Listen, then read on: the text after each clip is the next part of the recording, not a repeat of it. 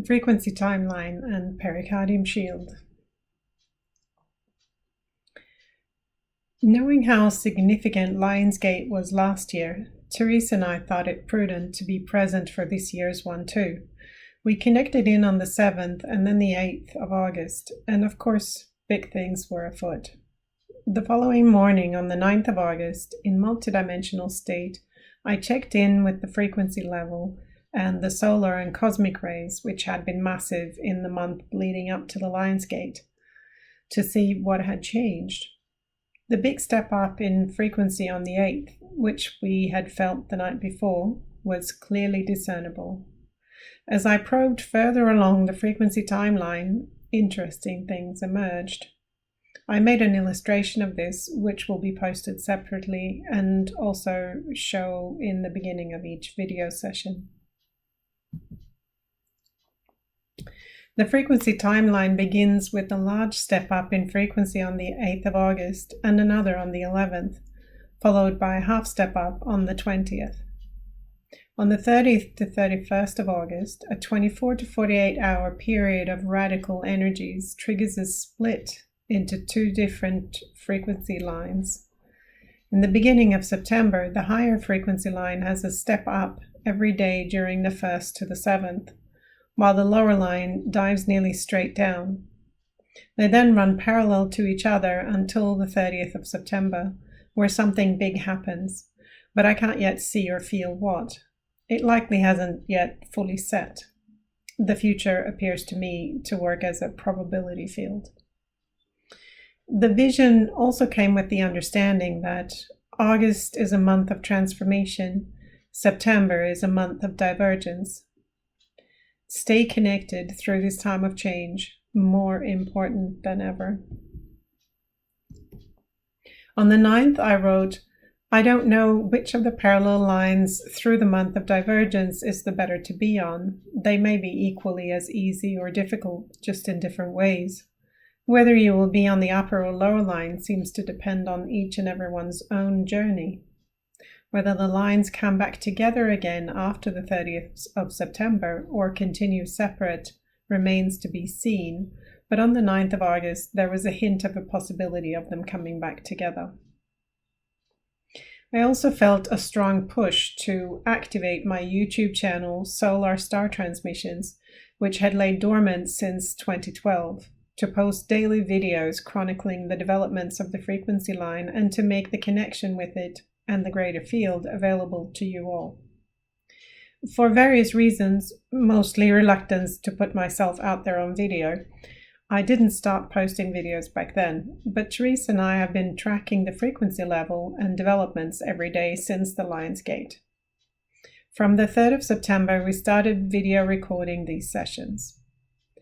Later in August, I also started feeling the push to offer these frequency line sessions live so that you can connect into the field and the frequencies together with us if you so wish. Hopefully we can still do that, but first I will post these recordings.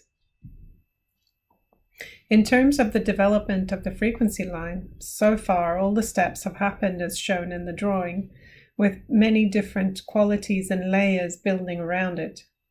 If you go through the recordings in chronological order, you will likely be able to connect with and build that higher level etheric structure within yourself, as well as holographically, in the greater field along with us, in the then as well as the now.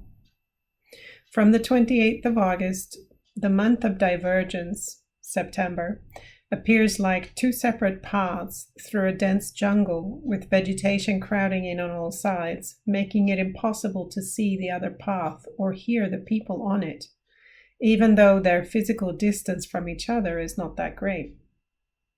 At the end of the jungle, on the 30th of September in the timeline, the paths disappear without a trace into a vast empty space devoid of objects or vegetation breaking up the expanse.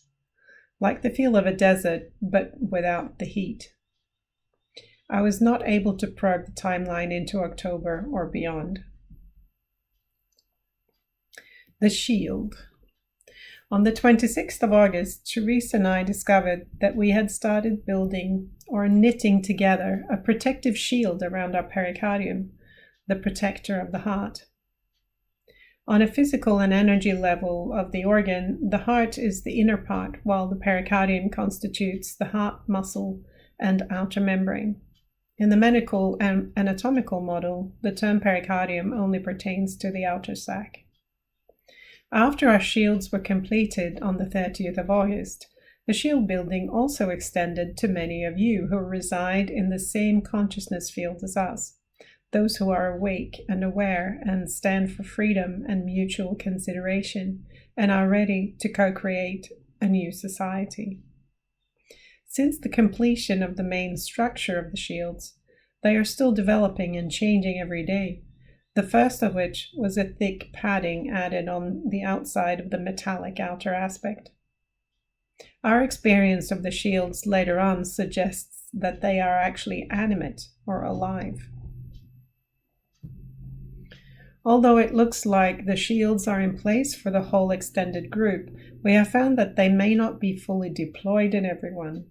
In the 2 people we have helped to open the shield, it was blocked by mental emotional energy patterns, mostly pertaining to control and being set in particular views. This type of restriction usually comes from the energy of the gallbladder, which when blocked can be felt as tightness around the sides of the body, especially the head and mind, the face and jaws, and the pericardium. Physically, it often shows up as tightness or pain along the gallbladder meridian, which covers the whole sides of the body from the top of the head to the toes. A branch of it also runs up the front midline through the esophagus and throat, teeth, and side of the face to the eye. After working through and resolving the issues blocking the mind and pericardiums, the shields of the 2 people we helped were able to unfold and become functional. What the shield protects against seems to be in continual development.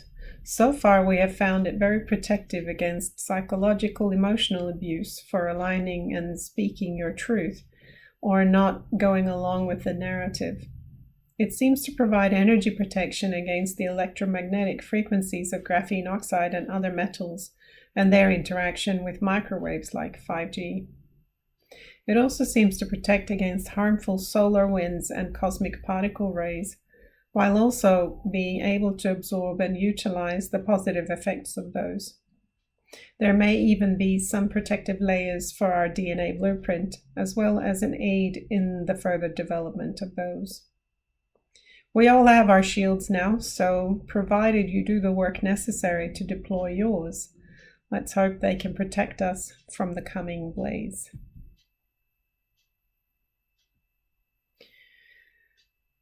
Continued frequency line and shield sessions.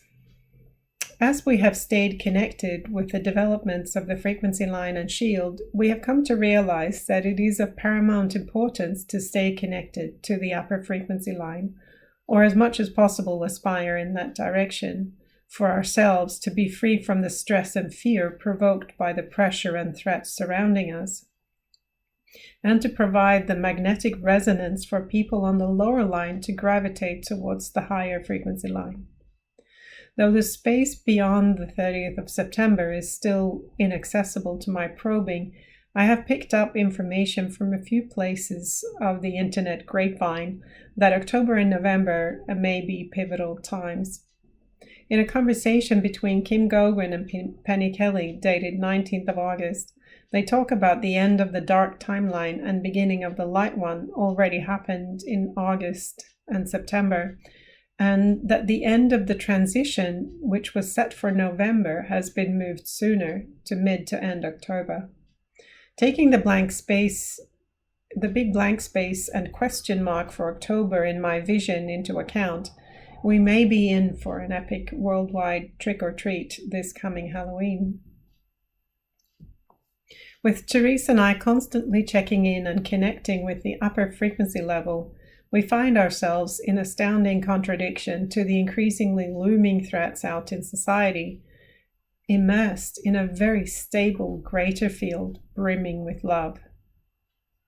The pervasive feeling in the field on the 31st of August, when the line was poised for the split, was that of perfect stillness, with crystal clear attention, like the presence of a huge army on the eve of a great battle, all hearts united as one and ready for action.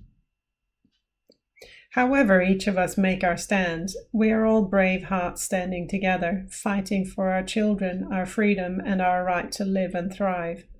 The groundswell has already amassed so much power it can't be stopped.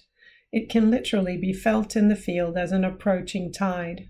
No matter what happens tomorrow and going forward, whether it takes 4 weeks, 4 years, or 4 decades, the light has already won. Thank you all.